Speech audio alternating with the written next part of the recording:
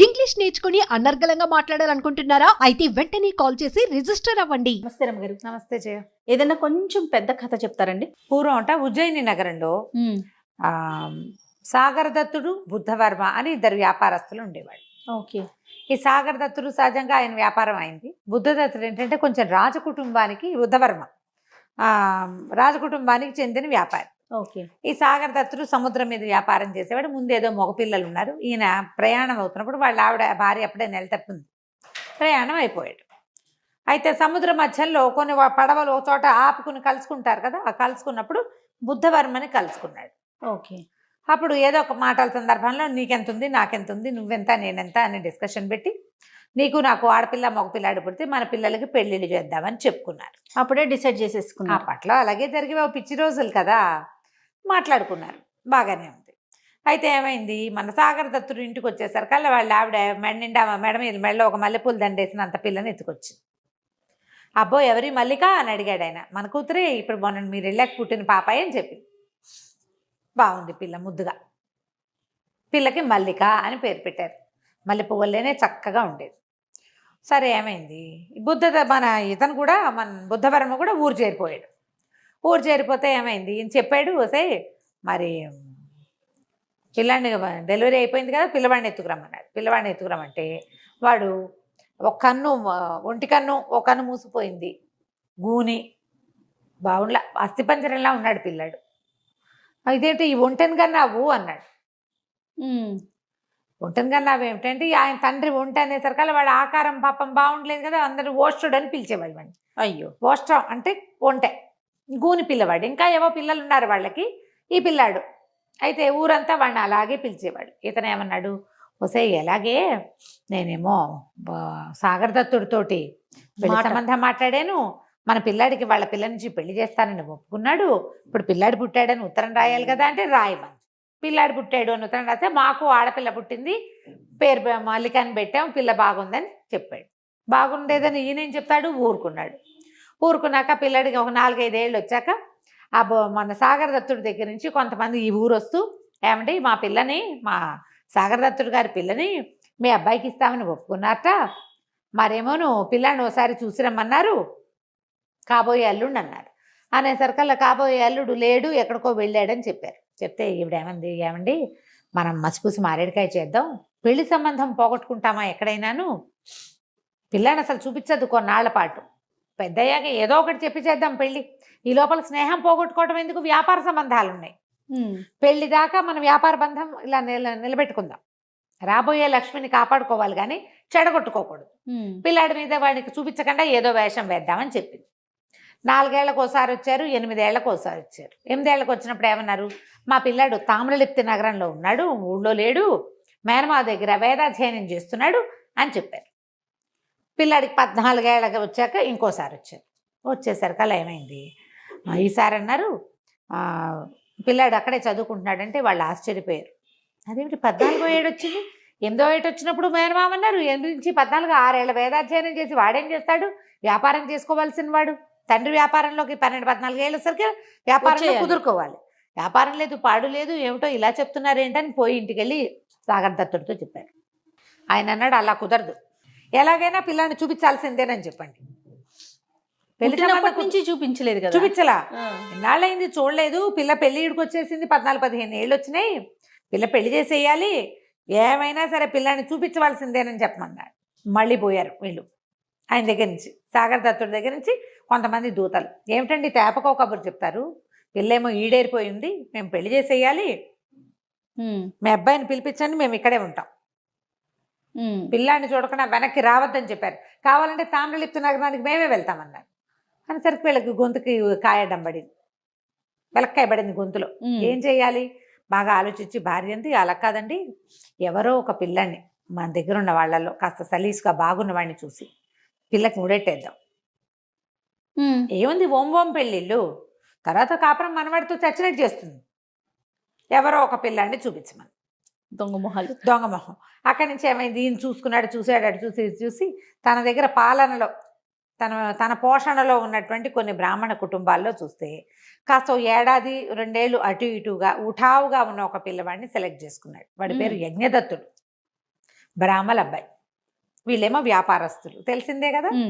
ఆ బ్రాహ్మడికి కబురు చేసి, ఓ నాయన, నాకు చాలా అత్యవసరమైన వ్యవహారం ఒకటి ఉంది, మీ అబ్బాయిని నాకు అప్పచెప్పు, నువ్వు జన్మంతా తినడానికి సరిపడా నీకు ఇస్తా. ఓకే. నీ పిల్లాడి భవిష్యత్తుకు వచ్చిన ఇబ్బంది లేదు, నీకు వచ్చిన ఇబ్బంది లేదు, నా పాలనలో ఉన్నావు, ఇన్నాళ్ళు నేనే నిన్ను పోషిస్తున్నాను అనేసరికి అలా బ్రాహ్మడు అన్నాడు, దాందేముందండి, మీకు ఏదైనా పని ఉంటే మేము కాదంటామా, ఇన్నాళ్ళుగా మా పోషణ చూస్తున్నారు మీరు, పిల్లాడిని పంపుతానని పిల్లాడిని అగ్నిదత్తుని పంపించాడు. పంపించి ఏం చెప్పాడు, ఒరే వీళ్ళు ఏం చెప్తే అజ్జయ్, కాదు కూడదు అనబాక, వాళ్ళ అబ్బాయిగా చెలామణి అవమన్నా సరే నువ్వు అయిపోవాల్సిందే. ఒప్పుకున్నాడు అగ్నిదత్తుడు. ఇక రాగానే వీళ్ళేం చేశారు, ఆ ఊరు నుంచి వచ్చారు కదా ఉజ్జయిని నుంచి, ఆ ఉజ్జయిని నుంచి వచ్చిన దూతలకి అగ్నిదత్తుని చూపించారు. వాళ్ళేమో చక్కగా పొడుగ్గా తెల్లగా పండల్లే ఉన్న పిల్లాడిని చూసి, అబ్బో ఎంత బాగున్నాడు, మల్లికమ్మకి సరైన ఈడు జోడు, లక్షణంగా ఉన్నాడు అని చాలా సంతోషించారు. పెళ్ళన్నారు. పెళ్ళనగానే వీళ్ళేం ఆలోచించారు, ఇప్పుడు ఏం చేయాలి ఆలోచించి, సరే ఓ పని చేద్దామని ఈ పిల్లాడినే పెళ్లి కొడుకుని చేసి ఆ దూతల చేతికిచ్చి పంపించారు ఈ అగ్నిదత్తుడిని. అయితే ఏం చేశారు, వీడితో పాటు ఆ గూనివాడిని కూడా పంపించారు, అసలు పిల్లాడిని కూడా. వీడికి ఈ పిల్లాడికి పెళ్లి కొడుకు సామాన్లన్నీ గూనివాడి చేతికిచ్చి వాడికి బ్రాహ్మడి వేషం, వీడికి పెళ్లి కొడుకు వేషం వేశారు. బ్రాహ్మణ అబ్బాయిని పెళ్లి కొడుకుని చేసి అసలు పెళ్లి కొడుకుని బ్రాహ్మణ్ణి చేశారు. చేసి సామాన్లు చేతికిచ్చి, ఒరే ఈ పిల్లాడి కుర్రాడు ఎవరిని పెళ్లి చేసుకుంటాడో అది నీ పెళ్ళం, నిన్నే చూపిస్తే వాళ్ళు నీకు పిల్లలు ఇవ్వరు కాబట్టి నీకు బదులుగా వీడిని చూపిస్తున్నావు అంతే, ఇది మనసులో పెట్టుకోమని చెప్పారు.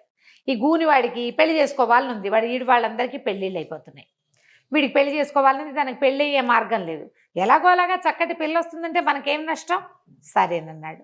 అందరూ కలిసి పోయారు. ఆ దూతలతో కొంతమంది సైన్యాన్ని కొంతమంది చుట్టుపక్కలని ఇచ్చి పంపించారు. పెద్దగా చుట్టుపక్కల కాదు, సేవకులు సహాయకులను ఇచ్చి పంపారు. పంపించాక తీరా అక్కడికి వెళ్ళాక వాళ్ళందరూ చాలా సంతోషించారు. అయ్యి బాబాయ్ ఎంత బాగున్నాడు, పండల్లే పిల్లాడు, మన వాళ్ళల్లో ఇంత చక్కటి వాడిని చూడం అని ఆశ్చర్యపోయారు. సరే చక్కగా యథావిధిగా పెళ్లి చేశారు. గూనివాడు పక్కనే కూర్చుని పెద్ద బ్రాహ్మడి పక్కన సహాయకుడుగా ఉండి సామాన్లు అందిస్తూ తన పెళ్లి కూతుర్ని తనవి తీరా చూసుకుంటూ కూర్చున్నాడు. వివాహం అయిన దగ్గర నుంచి అగ్నిదత్తుడు కడుపులో నొప్పి పంట మొదలు పెట్టాడు. నా పొట్టలో నొప్పిగా ఉంది, డొక్కల్లో సోలొచ్చి పడిపోయాడు. అక్కడి నుంచి ఈ సాగర్ దత్తుడు చాలామంది వైద్యుల్ని పిలిపించాడు. వాళ్ళంతా వస్తే ఆ మందు ఈ మందు ఇస్తే, ఈ పెళ్లి కూతురు ఉంది కదా ఈ మల్లిక, సాగర్ దత్తుడు కూతురు, భర్తకి కడుపులో నొప్పి వస్తే అతను చూసుకోవద్దు, నాకెందుకు, నేను పెళ్లి కూతురునని లోపలికి వెళ్ళకుండా దగ్గర కూర్చుని ఇతను కావాల్సిన సేవలు చేసి ఆ మందులన్నీ పోసి మద్యం పానం చూసుకుని దగ్గరే ఉంది, వదిలిపెట్టకుండా. 2-3-4 రోజులు గడిచాక ఎన్ని మందులు ఇచ్చినా వాడు నొప్పి తగ్గట్లే. వాడికి నొప్పి ఉంటే కాదు, నొప్పి లేదు వాడికి, దొంగ నొప్పి. వాడేం చేశాడు, నాకు తగ్గటం లేదు, మా అమ్మని నాన్ని చూడాలనిపిస్తుంది, నా భయం వేస్తుందని మొదలుపెట్టాడు. పెళ్ళయ్యాక చాన్నాళ్ళు 6 నెలలు ఇక్కడ ఉంచుకునే ఎత్తులో ఉన్నారు వాళ్ళు. ఇక్కడ 6 నెలలు ఎక్కడ, వారం కూడా ఉండేలాగా లేడు. మా ఇంటికి వెళ్ళిపోతా అంటే ఆ వైద్యుల్లో పెద్ద ఆయన ధన్వంతరి గారు అన్నాడు, పిల్లవాడిని ఇంటికి పంపించేసేయండి, 10 రోజులు ఉండొచ్చి కాస్త పొట్ట నొప్పి అది తగ్గాక మళ్ళీ పిలిపించుకుందాం రామన్ నగర్కి, కాస్త అమ్మని నాయన్ని చూస్తే పిల్లవాడు స్వస్థత చెందుతాడు, చిన్నపిల్లాడే, చిన్నవాడు కదా, కడుపులో నొప్పి ఎక్కువ వచ్చేసరికల్లా బెంగ పెట్టుకున్నట్టున్నాడు, అందుకే తగ్గడం లేదు, నాకు ఒళ్ళు జ్వరంగా ఉందంటాడు. ఎంతసేపు జ్వరం చూస్తే ఏమి ఉండదు, నాకు జ్వరం అంటాడు, తిండు. ఇక ఇప్పుడు పెళ్లి తర్వాత చేయవలసిన శుభకార్యాలు ఏవి చేసే వీల్లేదు, నా కడుపులో నొప్పి అంటుంటే ఏం శుభకార్యం చేస్తారు, అదే కదా. సరే ఈయన ఏం చేశాడు, బోళంత బంగారము వెండి సామాన్లు గీమాన్లు ముత్యాలు రత్నాలు వజ్రాలు అన్నీ కొలిచి డజన్ల కొద్ది పనివాళ్ళని, 4 గుర్రాలని, 2 ఏనుగుల్ని, బోల్డంత పరివారాన్ని, పల్లకీల నిండా బట్టల్ని ఇచ్చి పిల్లని కాపురాన్ని పంపించేశాడు. మరి పిల్లాడు వెళ్ళిపోతుంటే పిల్లని పంపొద్దు, పిల్లేమో మా ఆయన కడుపులో నొప్పి ఆయన నేనే చూసుకోవాలంటుంది ఆ పిల్ల. పంపించారు. పంపిస్తే అయితే ఇక్కడే ఏమైంది, ఓ పక్కన వీడు కడుపులో నొప్పి అంటుంటే ఈ గూనివాడు ఈ పిల్లతో కొంచెం సరసాలాడడానికి ట్రై చేస్తున్నాడు. ఆ పిల్లకి చికాగ్గా ఉంది, ఏమిటి వీడు నాతోటి భావరక్షణ చేస్తాడు, బ్రాహ్మడు వాడిని ఏం అనడానికి వీల్లేదు. ఇతనికి ఏం భయం వేసింది అగ్నిదత్తుడికి, ఈ గూనివాడ వెధవ ఇక్కడ ఉండగానే విషయం అంతా బయట పెట్టేస్తాడేమో, నేనే దీన్ని అసలు మొగుడిని అంటాడో ఏమిటోనని ఇంటికి వెళ్ళిపోతేనే మంచిది కదా అనుకున్నాను. ఇంటికి వెళ్ళాక ఏం చేశారు, అక్కడ వాళ్ళంతా విశేషంగా వైద్యులను పిలిపించారు, ఏదో ఓం అన్నారు, తగ్గిపోయింది కడుపులో నొప్పి, నొప్పి తగ్గిపోయింది. అక్కడి నుంచి సాయంకాలం శుభకార్యం అన్నారు, రాత్రి అంతఃపురంలో ఏకాంతవాసానికి వీళ్ళకి పెద్ద అంతఃపురం రెడీ చేశారు. ఈ పిల్ల చక్కగా అలంకారం అది చేయించుకొని లోపలికి వెళ్తే దాని చెలికత్తలతో సహా వెళ్ళింది. వెళ్తే అక్కడ అగ్నిదత్తుడితో పాటు గూనివాడు కూడా ఉన్నాడు. వీడెందుకున్నాడు అని అడిగింది. ఇతను ఎందుకున్నాడు ఇక్కడ, అనేసరికల్లా ఇతను ఏమన్నాడు, నేను వెళ్ళిపోతున్నాను అని చెప్పి గబగబా నడిచి వెళ్ళిపోతుంటే అమ్మాయి తలిపి, అదేమిటి నన్ను వదిలిపెట్టి వెళ్ళిపోతామేమిటి, అసలు ఏం జరుగుతోంది ఇక్కడ. ఈ లోపల ఏమైంది, ఈ అబ్బాయి కడుపులో నొప్పి తగ్గిందంటే వాళ్ళ నాన్న అందరికీ దానాలు ధర్మాలు చేసి అల్లుడు స్వస్థత చెందాడు, ఏం భయం లేదని వాళ్ళు. ఇక్కడ పెళ్లి కుమారుడికి రాజకుమారుడికి పెళ్ళి అయిపోయిందని ఊరంతా తాగి తందనాలు ఆడుకుంటున్నారు. ఇక్కడ 3-4 రోజులు బోళ్ళు ఉత్సవాలు కూడా జరిగినాయి. అందరూ గందరగోళంగా ఉన్నారు. ఈ పిల్ల ఇతను వెంట పడింది యజ్ఞదత్తుడి వెనకాల. అదేమిటి నన్ను వదిలిపెట్టి వెళ్ళిపోతావంటే, నేనేం చేయను, నీ ప్రారంధ కర్మ, నేను చేయగలిగేది ఏమీ లేదు, నీకు భగవంతుడు ఇచ్చిన భర్త వాడేను, నీ జీవితాన్ని ఏదో ఒకటి చేసుకో, నేనేం చేయలేను, నాకు ఇది తప్పనిసరిగా ఈ పని చేశానని పరిగెత్తుకుంటూ వెళ్ళిపోయాడు. వెళ్ళేసరికల్లా గూనివాడు ఈ పిల్ల వెంట పడిపోయాడు. ఆ పిల్ల ఏం చేస్తే ఒక్క తోపు తోసింది. తోసేసరికల్లా వీడు మంచానికి అవతల పడ్డాడు.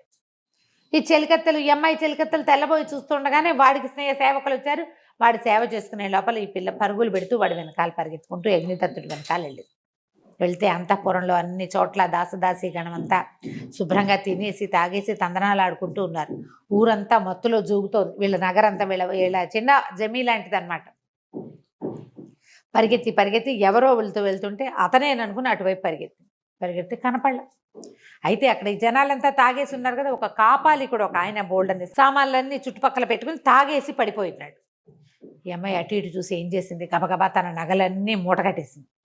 పైన ఇట్లా ఉత్తరీయము అవి ఓళ్ళని ఉంటాయి కదా, ఇలా మేలు ముసుగు, ఆ ముసుగులో మూట కట్టి రొంటిని పెట్టుకుని ఆ కాపాలికుడి బట్టల్లో నుంచి 2 కాపాలిక వస్త్రాలు అంటే ఎర్రటి బట్టలు, తర్వాత తల మీద కట్టుకునే ఒక ఎర్రగుడ్డ తీసుకుని చకచక కాపాలిక వేషం వేసేసుకుంది. తన రాజు ఇలాగా ఖరీదైన బట్టల్లో ఉంటే డబ్బును వాళ్ళ అమ్మాయిని తెలిసిపోతుంది కదా. అందుకని ఆ బట్టల్లో మెల్లిగా నడవటం మొదలుపెట్టింది. రాత్రి సాయంకాలం చక్కగా సుష్టుగా భోజనం చేసింది. ఇప్పుడు బెంగతోటి నిద్ర రావట్లా, ఏడుపు వచ్చేస్తుంది. మొగుడిని వెతుక్కుంటుంది. మరి ఇంకేం చేస్తుంది, వాడు వివాహం అయింది, కొద్ది రోజులు కలిసే ఉన్నారు, వీడే తన భర్తని ఫిక్స్ అయ్యింది. ఇప్పుడు ఎవడో గూనివాడితో ఉండమంటే ఎలా ఉంటుంది. వెతుక్కుంటూ వెళ్ళటం మొదలుపెట్టింది. ఈ వెళ్ళి ఒక తెల్లవారేసరికల్లా ఒక బ్రాహ్మణాగ్రహారంలో ఒక వాకిట్లోకి చేరింది. నుంచుంటే ఆ బ్రాహ్మణాడు ఓ గొణుకుని తిట్టుకుంటుంది, బుద్ధవర్మ నీకు బుద్ధి లేదు, నీలాంటి దౌర్భాగ్యుడు నువ్వే అంటుంటే ఈ అమ్మాయి అడిగింది, ఎందుకమ్మా అలా మహానుభావుడిని అంత మాట అంటున్నావని. మహానుభావుడు ఏమిటి, వాడి బోందా, ఒంటలాగా ఉండే కొడుక్కి పెళ్లి చేయటం కోసం పాప బ్రాహ్మణ కుర్రాన్ని తీసుకెళ్ళి పెళ్లి చేయించుకొచ్చాడు అంటే ఈ లోపల టమ్ముకు వినపడింది. బుద్ధవర్మ కోడలు తప్పించుకుని పారిపోయింది, ఆమెను పట్టించిన వాళ్ళు కానీ వాడు పట్టించిన వాళ్ళకేమో బహుమతి ఇస్తాం, ఎవరైనా ఇంట్లో అమ్మాయిని దాపెడితే వాళ్ళకి శిక్ష ఇస్తాం. ఈవిడ వెంటనే అంటుంది పైకి, ఆ బ్రాహ్మణావిడ పారిపోయిందా, మంచిగా అయింది, చక్కగా మల్లిక పారిపోమ్మా, హాయిగా పారిపోయి యజ్ఞదత్తుడు నీ మొగుడు వాడు పెళ్లి చేసుకున్నాడు అగ్నిసాక్షిగా, వాడితోటి నువ్వు కాపురం చేయాలంటుంది.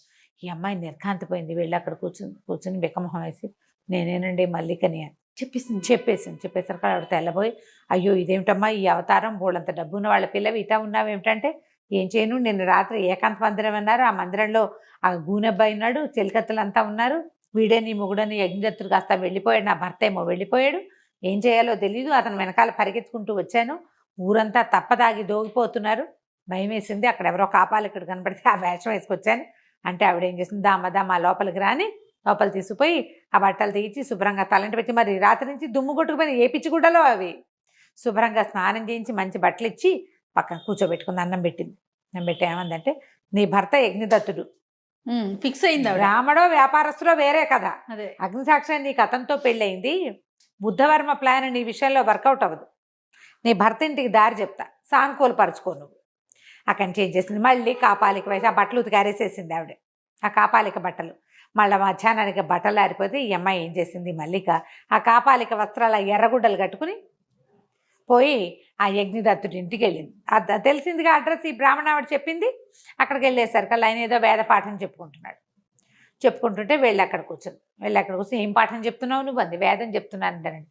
ఏం వేదం, నువ్వేమో వర్ణ సంకరం చేసావు, నువ్వు బ్రాహ్మణుడు పోయింది వయసులమ్మాయిని పెళ్లి చేసుకున్నావు, ఇప్పుడు కూర్చొని పాఠం చెప్పుకుంటున్నావు పెళ్ళాన్ని వదిలేసి అన్నది. అనేసరికల్లా మీకు ఎలా తెలుస్తుంటే కాపాలికలకి అన్నీ తెలిసిపోతాయి కదా. ఏమన్నాడు, మరి నేనేం చేయను, నేను ఇంకా చేయగలిగేది ఏం లేదు, మా దగ్గర ఏమీ లేదు, నా తండ్రి ఆయన పోషణలో ఉన్నాడు, బుద్ధవర్మ పోషణలో, ఆయన చెప్పిన పని చేయమన్నారు, నేను చెప్పిన పని చేశాను, పాపం పుణ్యం భగవంతుడికి ఎరుక, వాళ్ళు చెప్పింది చెయ్యాలి, మా నాన్న ఆజ్ఞ గురువాజ్ఞ పాటించా అంతే, ఇక నేను అదేం లేదన్నాడు. 3 రోజులు రోజు పోయి అక్కడ కూర్చునేది. ఏమనుకుందంటే వీళ్ళకి అసలు ఏమీ లేదు, పేద కుటుంబం, పోషణ వీళ్ళకి తిండి 2 పూట్ల అక్కడి నుంచి వస్తుంది, ఆ డబ్బులు లేవు, వీళ్ళంతటి వీళ్ళు సంపాదించుకునే రోజు కాదు అది. అందుకని నిర్ధనత వల్లే, వీళ్ళు డబ్బు లేకపోవటం వల్లే ఈ పనికి ఒడిగట్టారని తెలుసుకుంది. ఏం చేసింది, బోడంత బంగారం పెట్టుకున్నదిగా మూట కట్టి పక్కన పెట్టింది.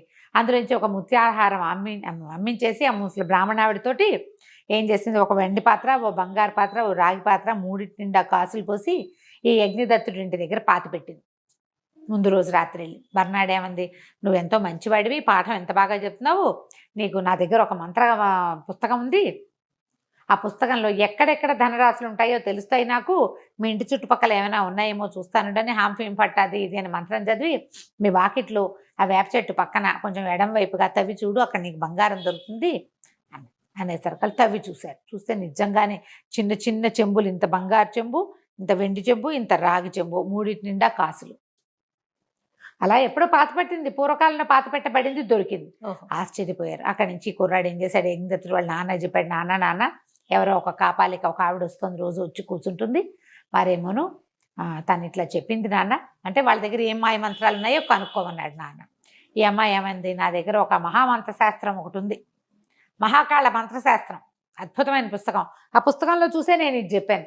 ఎందుకొచ్చిన వేదన రా, వద్దు, ఆ మహాకాళ మంత్రం ఏదో నేర్చుకున్నావా, శుభ్రంగా ఎక్కడెక్కడ భూమిలో ఉన్నవి చూసుకోవచ్చు. ఆశ వచ్చింది, ఆశ వచ్చింది, ఆవిడ వెనకాల పడిపో, తీసుకెళ్తానంటే అంటే సరే తీర్థయాత్రలు చేస్తాను తోడు రమ్మంది. తనతో పాటు ఆ ఊరు ఈ ఊరు ఈ ఊరు ఆ ఊరు తప్పించుకున్నారు మొత్తానికి. ఇక్కడి నుంచి తప్పించుకుంది, ఇతను వెంట వేసుకుని బయలుదేరింది భర్తని.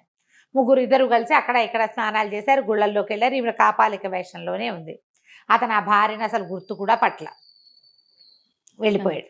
వెళ్ళాక ఏం చేసింది, ఉజ్జయిని నగరానికి చేరి ఏమంది, ఇది ఉజ్జయిని నగరం, నువ్వు ఇక్కడ మహామోసం చేసావు, వాళ్ళ గనక తెలిస్తే నిన్ను చంపేస్తారు, నువ్వు ఇక్కడే ఉండని ఓ చోట ఆయన్ని కూర్చోబెట్టి ఆ కాపాలిక వేషంతో తన తండ్రి గారింటికి మన సాగర దత్తుడి ఇంటికి పోయింది. ఇంటికి వెళ్ళేసరికల్లా వాకిట్లో భవతి భిక్షాందేహి అంటే ఓ దాసిది భిక్ష వేయడానికి వెళ్ళి రాయిగారు అమ్మాయిని గుర్తుపట్టేసి ఆ కాపాలిక వేషంలో ఉంది కదా ఈ మల్లిక, లబో దిబోమని ఏడ్చుకుంటూ పోయి, ఇంకేముంది ఆ అబ్బాయి ఏం చేశాడో, మన పిల్లని కాపాలిక అయిపోయింది, ఇంకేముంది భిక్ష ఎత్తుకుంటోంది, మన వాకిట్లోకే వచ్చింది చూడమ్మా అని యజమానురాల దగ్గరికి వెళ్ళి నెత్తి కొట్టుకుంటూ ఏడ్చింది. ఆవిడ పరిగెత్తుకుంటూ వచ్చింది బయటికి. వచ్చి నీ దుంప దగ్గర నీకేం పోయే కాలమే, ఇట్లాంటి గుడ్డలు తొడిగావు, మంచి పిల్లాన్ని ఇచ్చి పెళ్లి చేశాం కదా అంటే, ఆ చేసావులే పెళ్ళి, పద నన్ను లోపలికి తీసుకెళ్ళు అంటే తల్లి కూతురు లోపలికి వెళ్ళారు. శుభ్రంగా స్నానం పానం చేసి అన్నం తిని ఆ అమ్మాయి ఏం చెప్పిందంటే, ఇదిగో ఇది జరిగింది, బుద్ధవర్మ మిమ్మల్ని మోసం చేశాడు, అతను బ్రాహ్మణుడు, ఫలానా గుళ్ళో ఉన్నాడు అని చెప్పింది. సరే తండ్రి ఏమనుకున్నాడు, పోని బుద్ధవర్మ కాకపోతే పీడాపోయిరి, 4 ముందు పెళ్లి చేసిన పిల్లాడితో ఉండాలి మన పిల్ల, దానితోటేమో మరి యజ్ఞం చేసి పెళ్లి చేసుకున్నారు, మరి అగ్నిహోత్రం సాక్షిగా వివాహం చేసుకున్నప్పుడు ఏ కులం అయితే ఏమిటి, ఏ జాతి అయితే ఏమిటి, పిల్ల పెళ్లి వారితో జరిగింది కాబట్టి అతనితో ఉండాల్సిందే శాస్త్రం ప్రకారం. అక్కడి నుంచి కొడుకుల్ని పంపించాడు, ఆ అబ్బాయిని తీసుకురమ్మని. వీళ్ళు పోయి అక్కడికి వెళ్ళి ఆ అబ్బాయిని పదా మా పిల్లని తీసుకెళ్ళి అన్యాయం చేసావు అని లాక్కొచ్చారు నవ్వుతూనే. ఇతను బికమొహం వేసుకుని ఇంటికి వచ్చాడు. వచ్చిన తర్వాత ఆయన యజ్ఞదత్తుని అన్నీ కనుక్కున్నాడు, ఏం జరిగింది, ఏం చేసావు, ఎందుకు చెందావు అని. నాయన మా పిల్ల నీ కోసం కాపాలిక వేషం అయితే ఆ ఊర్లన్నీ నడిచి తిరిగి ఇంటికి వచ్చింది, ఇంకో రకంగా చేస్తే బుద్ధవర్మకు తెలిసిపోయేది, రాజుగారి ద్వారా నేను కబురు చేస్తాను, ఇంకో రకంగా అయితే తెలిసేది, అతను ఏం చేసేవాడో వీళ్ళని బయటికి రహస్యం బయటపడకుండా చంపేసినా చంపేయచ్చు, ఇంతకు తెగించిన వాళ్ళు అది తెగించరా. అవును. అక్కడి నుంచి రాజుగారి దగ్గరికి తీసుకుపోయారు ఇద్దరిని, పిల్లని. ఇలా జరిగింది, బుద్ధవర్మ నేను మేము ఇట్లా మాట్లాడుకున్నాం, ఆ పిల్లవాడికి ఏమో వాళ్ళ అబ్బాయి గూనిగా ఉన్నాడు, ఆ విషయం మాకు ముందే చెప్తే సరిపోయేది, ఇష్టం ఉంటే పిల్లని ఇచ్చేవాడిని, లేకపోతే లేదు. ఇట్లా వేరే వాళ్ళని మనకు వర్ణసంకరం చేసి రాముల అబ్బాయితో మా పిల్లకి పెళ్లి చేశారు.